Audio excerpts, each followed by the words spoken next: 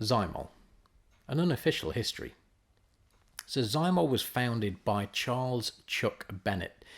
It was actually started with an inspired trip to Germany around about 1979 to 1980, where Chuck saw some restorative work on some old wooden carriages that had these lacquered finishes, and they were being finished on top of the lacquer with a very rudimentary and dated version of a paste wax. I mean, we're talking historically accurate type of paste wax. He was inspired by the finish that was achieved, and he purchased some of this and he took it back to America. Chuck, being originally born in New York but living in Connecticut at this point, he wanted to take the finish that those guys were achieving and apply it to his BMW at home. Man after my own heart at the time. He had a 530, although his 530 is an older model than my 530. But Chuck set to work on that. Chuck's wife worked for a pharmaceutical company, and he used that connection in order to decipher what was in this product. And it was a lot of, although, historically correct ingredients, not really appealing ingredients, certainly to me as a wax user. It was built with things like lard, animal fats, and so on. So Charles took it apart, removed the fats, replaced them with fruit oils, things like that, really rebuilt it from the ground up. Left some of the things in there, for example, there was Montan wax in there, and that remained. So he worked as best he can to make it a more up-to-date version of the same thing, but it didn't work. And on reflection with the pharmaceutical company, they realised that it didn't have an enzyme in there. Part of the original formula being, animal-based, it had an enzyme in there which helped it catalyse and cure and become a wax. So they needed to add that.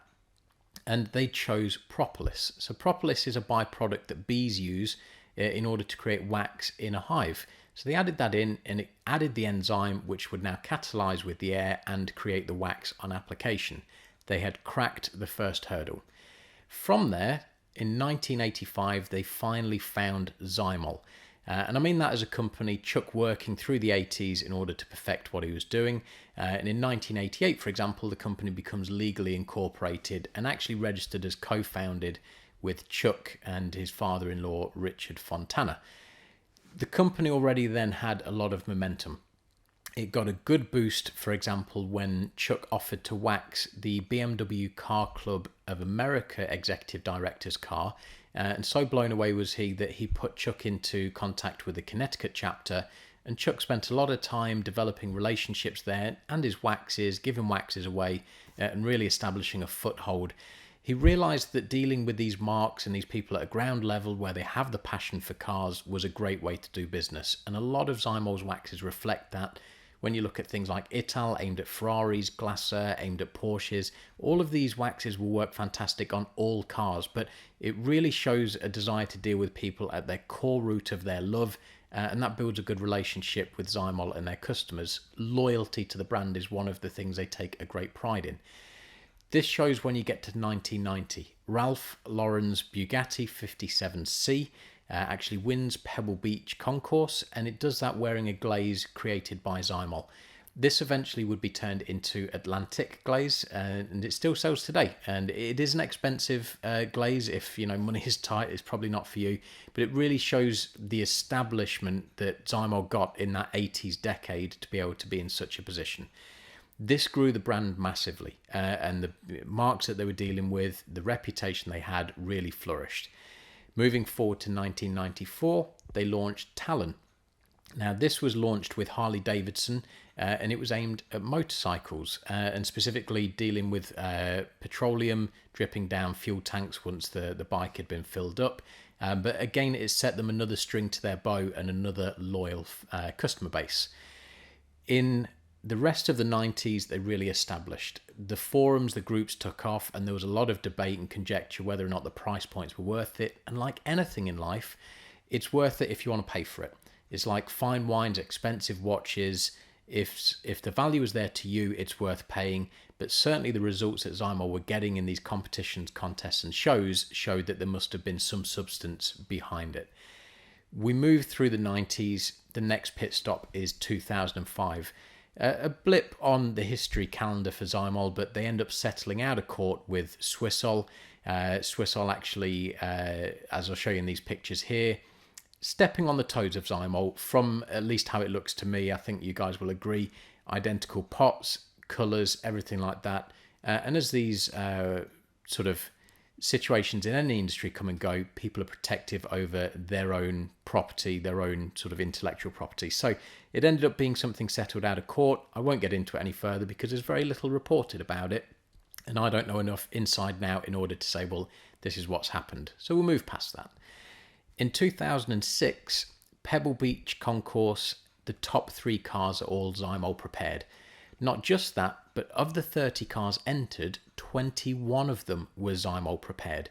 This shows you really how much of a hold Zymol had on that really truly upper elite class of car owners. Christie's, the auction house, they now employ Zymol to prepare their cars worldwide for auction as well. So again, it's another thing cementing what Zymol are doing. As we move past that into 2007, Aston Martin in the UK announced that Zymol are their preferred choice for preparing the cars before they leave the factory. And then really that is Zymol set as far as the history of those waxes.